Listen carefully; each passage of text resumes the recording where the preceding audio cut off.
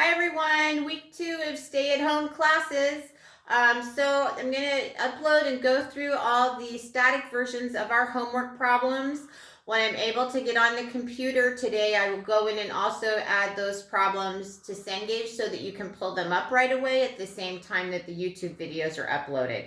Also, I'm sorry we didn't get to have a Zoom office hour today, but I will have one tomorrow because my new computer should be all set up and ready to go. Yay! Okay, so the first one we're going to start with today is exercise 7-1. And in chapter 7, we're dealing with variable costing and absorption costing. It's important to remember that variable costing is used internally for us to make decisions. And the reason for that is we have control over variable costs at the production manager level, whereas those fixed factory overhead costs that we have to include under absorption costing include costs that we don't have any control over as managers, like depreciation and insurance costs. So the first problems that we're going to look at for 7-1 is we're going to look at how much the cost of goods sold inventory amounts change under both absorption costing, which again is required by GAAP, and variable costing, which we use internally for decision making. Okay. All right, so exercise 7-1 says at the end of the first year of operations, 21,500 units remained in the finished goods inventory, and then they give us the unit manufacturing cost during the year. So they tell us that our direct materials are $30 per unit, and I'm going to put unit here, and that our direct labor is $18 per unit. And I'm going to move this around a little bit, our variable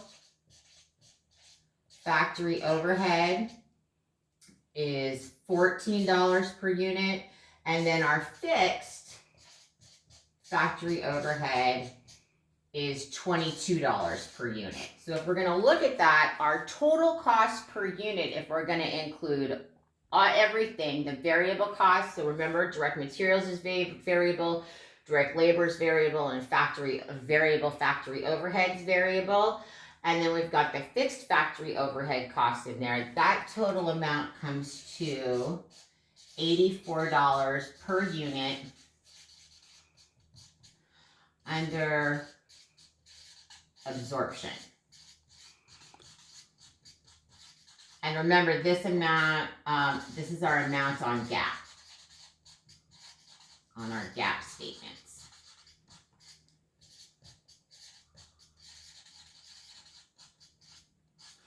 So once we have this per unit amount, we can calculate out the balance in ending inventory, the cost of those 21,500 units, by taking the $84 per unit and multiplying it by the 21,500 units in ending inventory. Remember, those will be finished goods. And so the total amount for that ending inventory is $1,806,000. So $1,806,000. So that's your absorption. Then in the second thing, it asks us about the variable, how much that would change under variable costing. And again, we use just the variable costs here. We have direct materials of $30, we have direct labor of $18, and then we have our variable factory overhead of $14. So that's going to give us a total unit cost of $62 per unit. We're going to multiply that by the 21,500 units in ending inventory, and that's going to give us $1,333,000 for our ending finished goods inventory variable costing.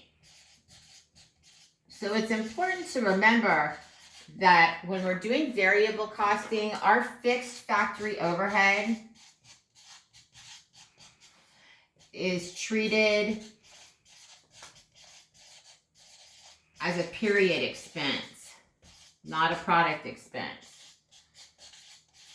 So remember what that means is that if it's treated as a period expense, we're going to write it off in the accounting period in which it was incurred, rather than under absorption costing. We put that fixed factory overhead, we break it down by per unit, and then we store this extra $22 per unit in our finished inventory cost. And that's exercise 7-1.